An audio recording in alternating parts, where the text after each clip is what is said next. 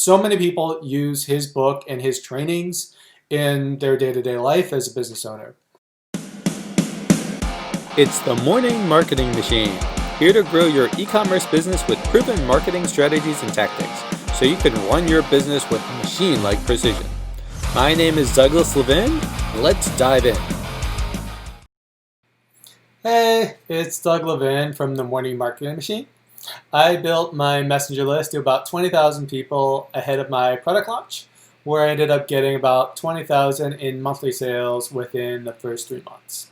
So one of the questions I get asked a lot about as well is like, what are the best business books? Like, are there any great ones out there that I should really read? So I wanted to kind of talk to you guys about that today. So I will say that obviously there's a ton of books I haven't read. I'm actually reading Think and Grow Rich next, so I've heard amazing things about that. So that's not on the list because I haven't read it, but some of the best business ones that I've read, I mean, I'll say it's not just about business, it's about self-help too, because you can't really get to where you want to if you don't have the right mindset. So I think self-help books help with that as well. So some of the ones on my list will also be self-help books because they help you get to the point you need to with your business. So first one is Psychopsycho by Maxwell Maltz. So I know so many people that are successful at business have used this book. It's like their Bible. It's the first book I read when I was trying to change my mindset, change my life. The idea is that you can be whatever you want to be. I mean, there's nothing holding you back. A lot of times we have that negativity that comes through, and what the book does is it tries to have you put yourself in a better position. Like, start visualizing what yourself would be like if you're to the point that you need to be.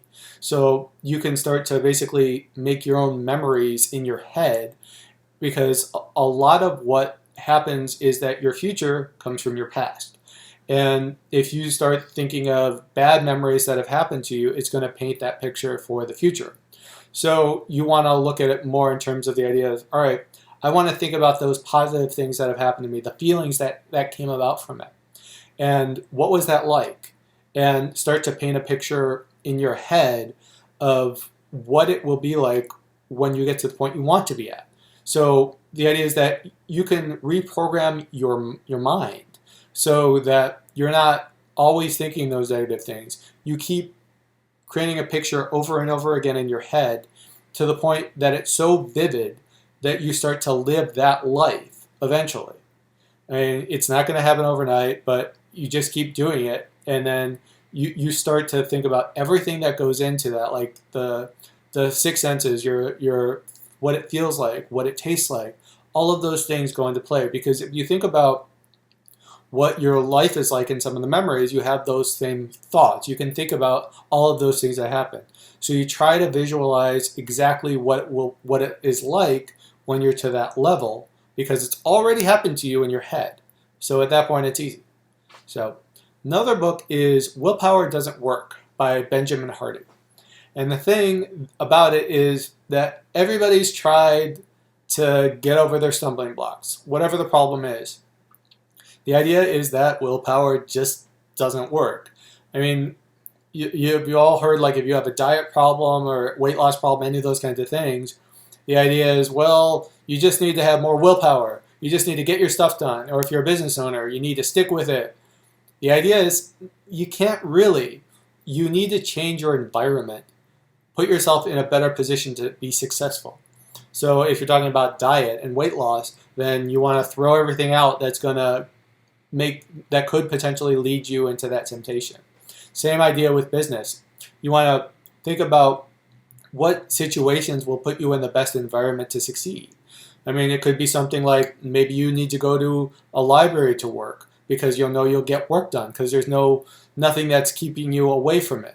Or maybe you need to go to the coffee shop because that environment is better for a specific type of thing that you need to get done versus, say, working at home or whatever it is. I mean, everyone obviously has different situations. Maybe you can't make everything work, but the idea is, as much as possible, you want to change your environment so it will give you the best chance for success. So the last book in terms of self-help books, I'll say, is The Miracle Morning by Hal Elrod. So that book, the big thing is that there are 6 things that you should be doing every day in the morning that will lead to your best day. So we talk about mindset a lot. We'll continue to talk about mindset because that is a key factor in your success in both life and in business. So what they talk about in The Miracle Morning is that the 6 things, meditation, affirmation, visualization, exercise, reading, and writing, are the things that if you can do that every morning as soon as you wake up, will make the rest of your day so much better. I mean, think about it realistically. If you get up and the first thing you do after you, like, say, drink a glass of water and go to the bathroom is meditate for like anywhere from 1 minute to 10 minutes. And then you start to do affirmations, because I know he talks about in the book, all of the successful people you can think of are doing some type of affirmation. The idea that you're, just like we talked about with cybernetics. I mean, you want to really be able to imagine that scenario. You want to really like call yourself out on it. Like, repeat it every day, because what you write about, what you talk about, can eventually happen and will eventually happen if you keep at it enough. Then it gets to the idea of visualization. That also comes up in psycho-cybernetics. The idea that you want to see that in your head, and it leads to you getting there. And then exercise, obviously. You want to be in better shape. You want to make sure that you're getting some cardio and some jumping jacks, something along those lines for like at least 1 minute to 10 minutes a day, so you can be in better shape and get your blood flow going, like everything that's needed to have a better day, right? And then the idea of reading. Obviously, we're talking about that today, right? How are you going to make yourself into a better person, into a better business owner? Well, I mean, reading and learning from people that have done it and have had success will get you to that point. And then the other part is writing and journaling. Journaling is the last thing. To talk about your successes for the day, like relive those things, like what you're grateful for, all those kinds of things that will kind of get you to the point that you need to be. So those are the 6 things for Miracle Morning. Then the other books are Getting to Yes by Roger Fisher and William Ulrich. So this is a negotiation book that is not a yes or no approach. It's more that there's a solution for both sides. So I know some of the key takeaways are you want to separate the people from the problem. That the idea is that you're not talking to just some random person over there. There's a person there that you're talking to, and you want to not worry so much about the actual issues that you guys are having with the negotiation.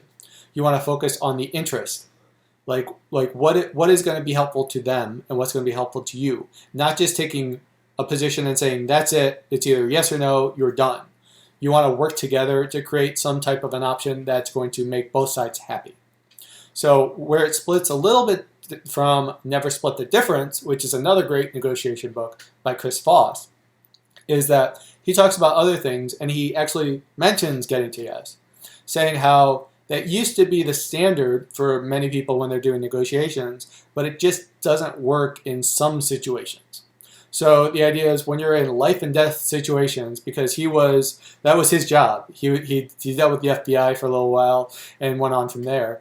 And he talks about certain things like, if you're in a life and death situation, you can't try and figure out what's going to satisfy both sides as much. You've got to do other things, like you want to mirror, like you want to start to have like a specific tone of voice that is a little more comforting. Like I think he calls it the radio DJ voice, like things along those lines. But you don't want to compromise as much, because the idea is that when you're compromising, you're going to get a bad deal. So no deal is actually better than a bad deal.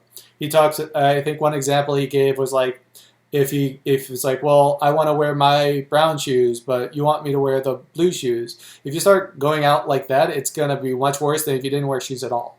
So, and then the other one is that there's going to always be unknowns, and you want to take advantage of that. So he calls them the black swans. So you're talking to somebody and you're negotiating with them on something, and you don't know yet what you don't know. So you basically want to listen and start to figure out what those unknowns are, that you could then potentially use to your advantage. So I think there was one example in the book where he ends up saying that there was this great property that was for sale, and everything seemed amazing about it, and the price was really low. And then they found out eventually, as he kept talking, that they needed money. They were in bad shape from other investments, and they just needed cash. So he was able to use that to leverage the situation and get an amazing deal.